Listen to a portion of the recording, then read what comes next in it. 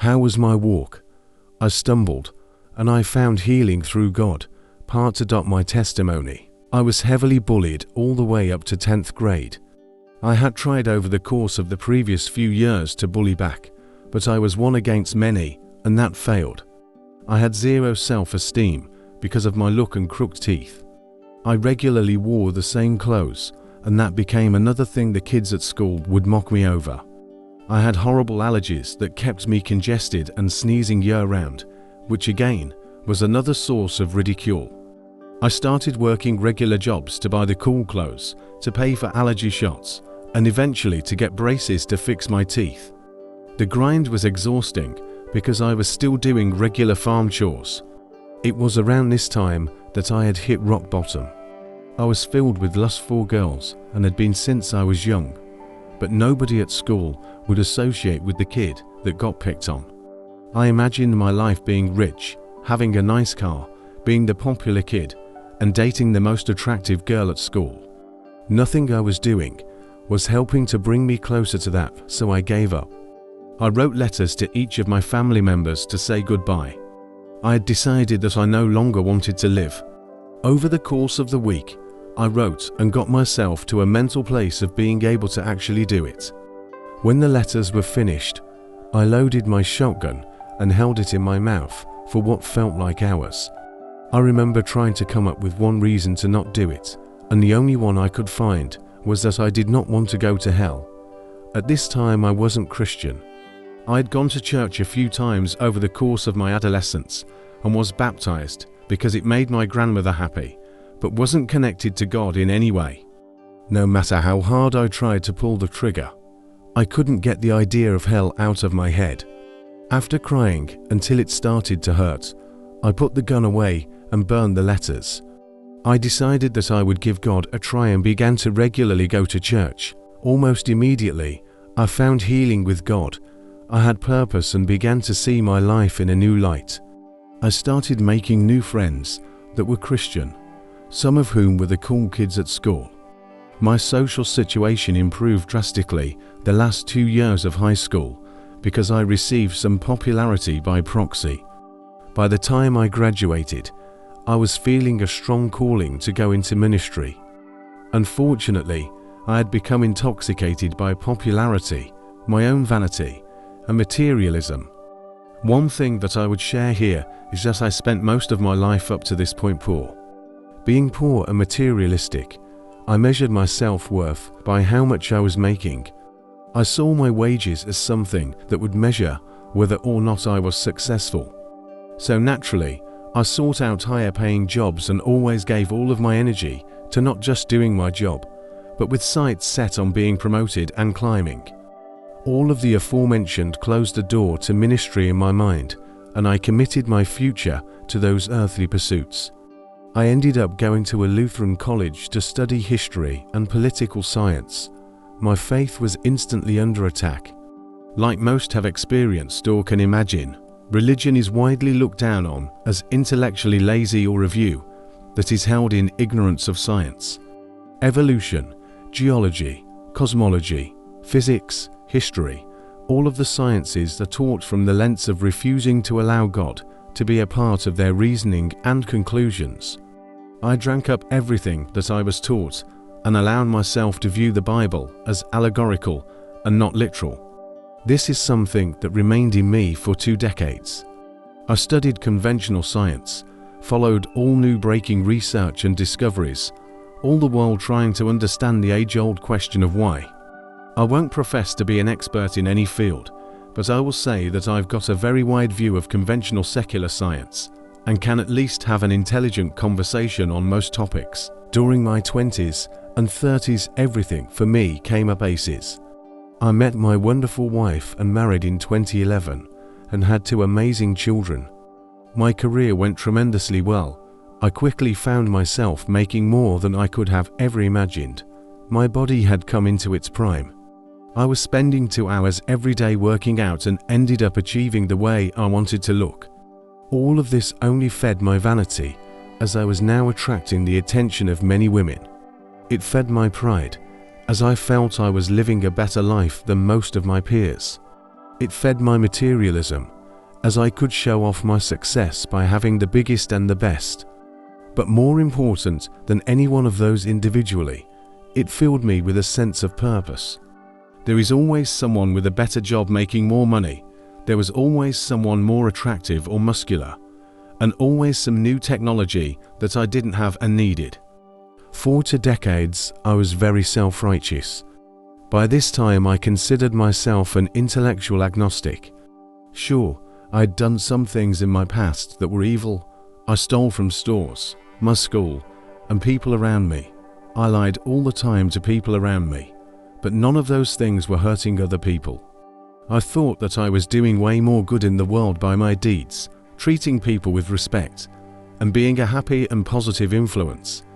I rejected any God that could reject me because I truly thought that my scales of justice leaned more to the side of good. By the time I hit my mid-30s, my life started to change. I began having muscle pains and fatigue that would last weeks and come every few months. Over about a 5-year span, they became more frequent, more painful, and the life that I created started to crumble. Because my professional pursuits always pushed me to make more money, I found myself in bigger roles, which brought longer working hours and tremendous stress and pressure. My body would no longer let me work out, and I fell massively out of shape. Naturally, I became depressed. None of my materialistic purchases helped kill the depression. In my depression, I started again with my self-loathing. I pushed all of my friends and most of my family away because I was embarrassed by how heavy I had gotten. COVID made my seclusion easier because I had a built-in excuse to keep everyone at arm's length. By 2023, I hit rock bottom. My body was in constant pain. Some days I had trouble walking and needed to use a cane. I was constantly wearing different braces at home for my neck and back, taking all different kinds of medicine just to get through the day. I put full faith in my doctors since the onset of my illness, and to this day have been to something like 30 different specialists. None of them have been able to diagnose or help me. Once again, the idea of suicide came to the forefront of my mind. It is so easy a thing to rationalize if you don't have God in your life. Anyone who knew me would ultimately understand why I would do such a thing. They all knew the pain I was in every day. I had access to an easy means of doing it, and could rationally think through the process enough that the trauma felt to my kids and close loved ones could be mitigated. My family had more than enough money to go on. It was all worked out in my head to the point of execution. In an act of complete desperation, I prayed. Now 4 years, being agnostic, I still prayed most nights, but my prayers were the same ever. My faith had not returned yet, but I did feel like many of the sermons were spoken directly to me. I had a very negative view of the Bible going in. For the previous decades, I had fully bought into the secular talking points on all of the flaws mostly found in the Old Testament. I knew all of the arguments against Christianity, but decided to give Jesus a try. I told myself that I was going to focus on just the things that he said and started reading the Gospels. I read a little bit every day, took my time, and really tried to approach it looking for flaws. A fairly large part of me was hoping for an aha moment, where my intellect and reasoning would be proven right, and the view I had of God for the prior 2 decades would be reinforced. However, the more I read, the more his teachings resonated with me. By the time I finished the Gospels, I knew in my heart that every word was true. I felt a physical manifestation within myself of the Holy Spirit. I can't quite describe it, but I knew that something was different. I was overwhelmed with shame. Up to this point, I lived life for myself.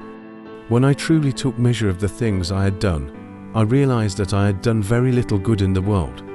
I was so blessed with means and opportunity, but used most of it in idolization of my pride, vanity, and selfishness. I spent hundreds of thousands of dollars flaunting my wealth, and maybe donated a few $100s over the years. For 2 months, I went through a season of contrition.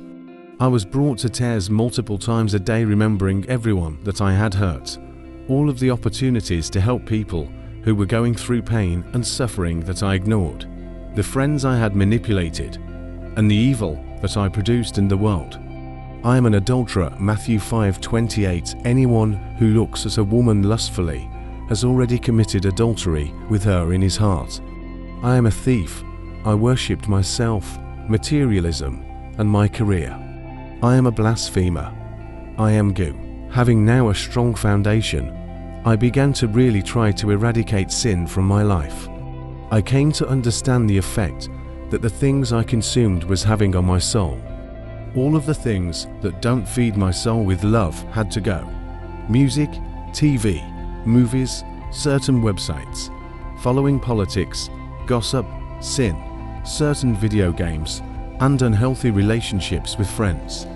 I am trying to feed love and starve pride, envy, wrath, sloth, greed, lust, and gluttony. I'm also working every day to activate my faith. I'm limited physically, but I can type. I can make phone calls. I can be generous. I can offer insight to people stuck in their walk with Christ.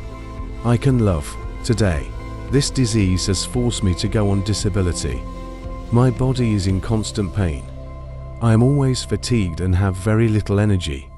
I have headaches, lightheadedness, dizzy spells, numbness in half my face, something going on with my heart, and the medication I'm on has side effects that also add to my physical problems. I believe that I am dying, all of this, and I have never felt better. I feel filled with love and purpose. Where there was once fear, depression, and pain, there is now only Jesus, regardless of whether or not my life will last just one more day or 40 more years. I am giving every day to God. I give you this message with love. If there is any takeaway from my story, I hope it's this: no matter how hard life gets, the answer is just a prayer away. Matthew 7:7. Knock and the door will be open to you. I wish with everything I have that you will feel what I feel. I pray that you will break free of the world, let go of your pain, and embrace peace and love. God bless you.